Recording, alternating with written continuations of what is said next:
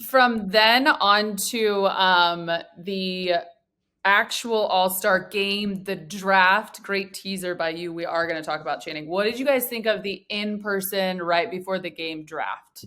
We got to speed that shit up, dog. We got to speed that up. I didn't watch it. I didn't watch the All-Star game. I'm sitting in the green room like, it did feel like a lot. God damn. Like, just have your list, pre-do it, right? Yeah, we don't need a statement for everybody. It was just too much, right? And JJ makes a good point. He was like, wait a second. You have a concert before a game, then you get picked, and then you ask these dudes to go out and play like 90s style basketball where it's competitive. Like, there's a time and a place for everything. Early right? 2000s. Like they can say early 2000s. Early 2000s. But I just think, again, do the draft in person, make it shorter. Once you start drafting, you're already warmed up. Get your jersey, go warm up, and let's get to it, right? I thought the game was beneath garbage. It was hard for me to even commentate it because it was just like, what is this? People are just doing layup lines. People aren't trying. Guys don't want to be there. And I'm just like, why do you think that was? Care. Why do you think that was?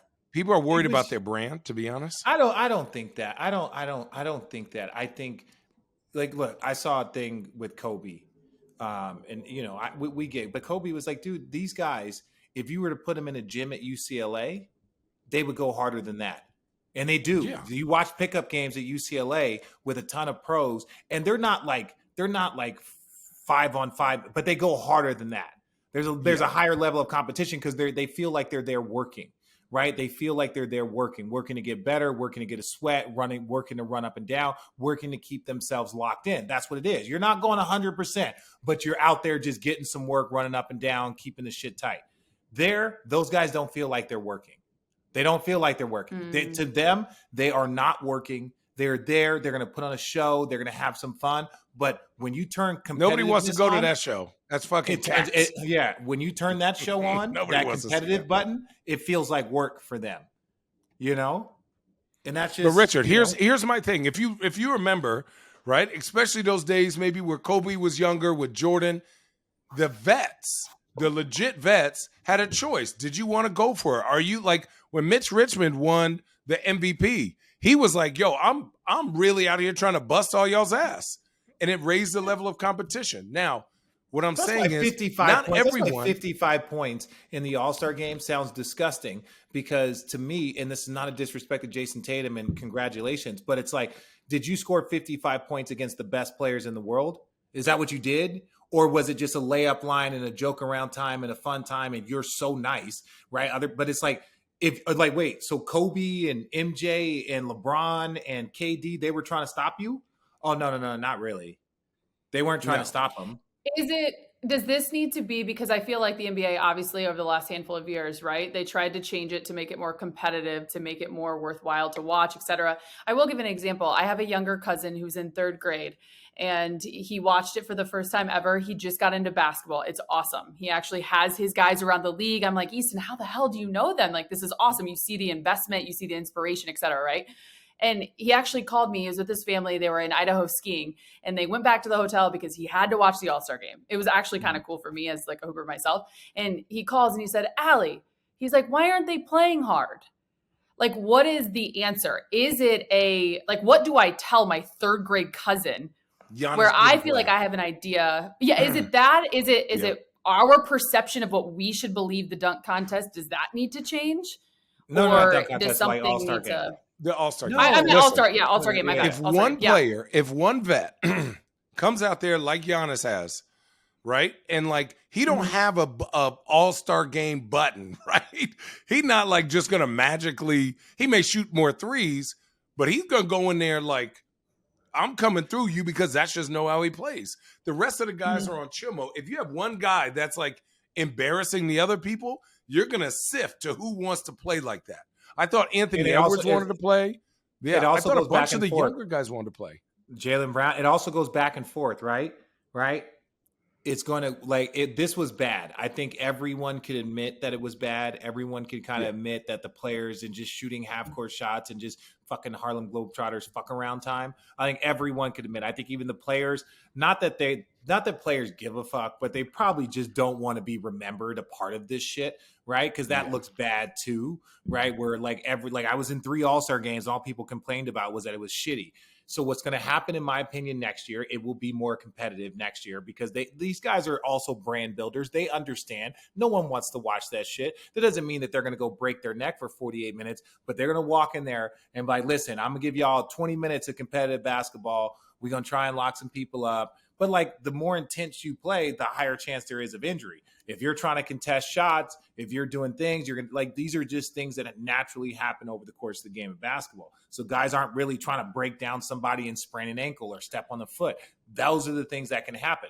But it's not as great of a risk as people would like to believe. It's not as great of a risk. It's a very, very small, like you go do it in the Olympics. You would get hurt you go do it playing everywhere that else. style of basketball more than playing like a pickup game in the summer style. That's what people want to see, the greatest pickup game of all time.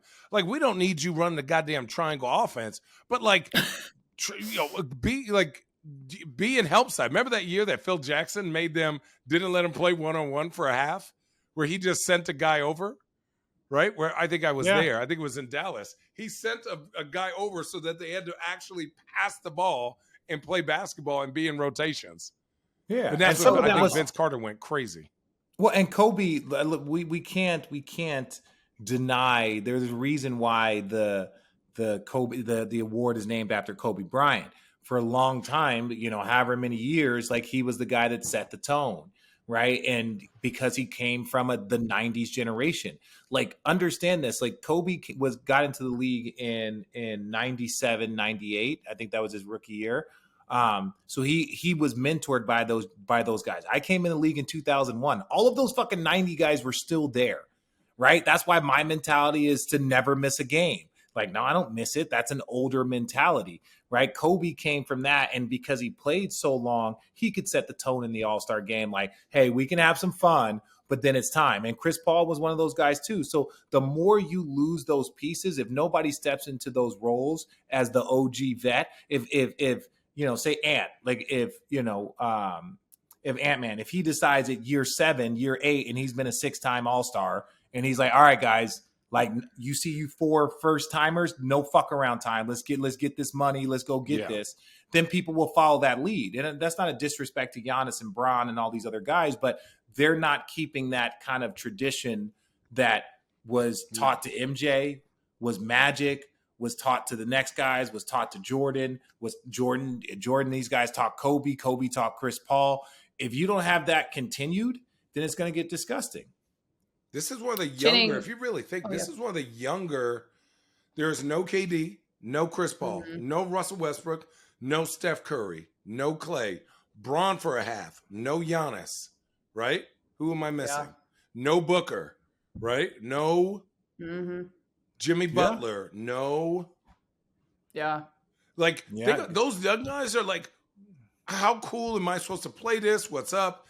And everyone's like, well, I don't want to look like remember the first, it was the first or second year, again, Giannis went out there and he was windmilling that bitch on everybody. And everyone was like, oh shit, he's like really playing. And then it started to get a little competitive, right? But there was, who was going to take over for that, right? And also, this is not a knock on Jokic. This is not, just hear me out. Just hear me out. Hear me out before I piss you off. Hear me out. Yeah, hear me out before I piss you off. Jokic is a 2-time MVP, right? I don't know if Jokic's popularity, whether he cares for it or not, translates to the common fan. In this arena, people want to see the MVP at least have some sense of competition or competitiveness, right? Regardless. And just even if it's a little bit. Think about all the other MVPs we've ever had, whether that was James Harden, KD, Giannis, Bron, Steph Curry. All those dudes are competitors. And it was just like the MVP goes, oh, I don't care. I'm not built for this game, which is ridiculous because he is absolutely built for the game. Play point guard. You have the best players to play with. You are absolutely built for this game. This is a all-star level YMCA game. He's like the guy that can't be guarded.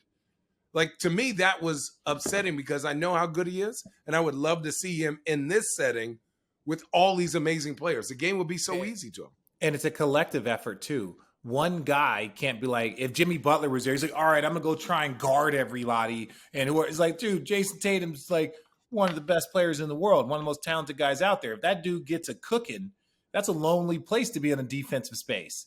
That's going to be a like, hey, listen, guys, I'm going to run him at the three, pick him up. Let's make him pass, and he's cooking, right? Versus just continued one-on-one, spot open shots, like all of that stuff. It's fun for a little bit. You want to see that because these guys can do things that no one else can do. Like even the bounce pass lob that Steph threw to Giannis and Bron off the glass. These guys will open up their game to do things that, like, even when I saw that off the, I'm like, damn, Bron.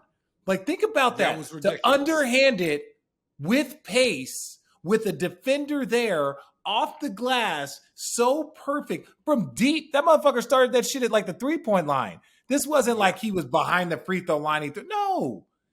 Come on.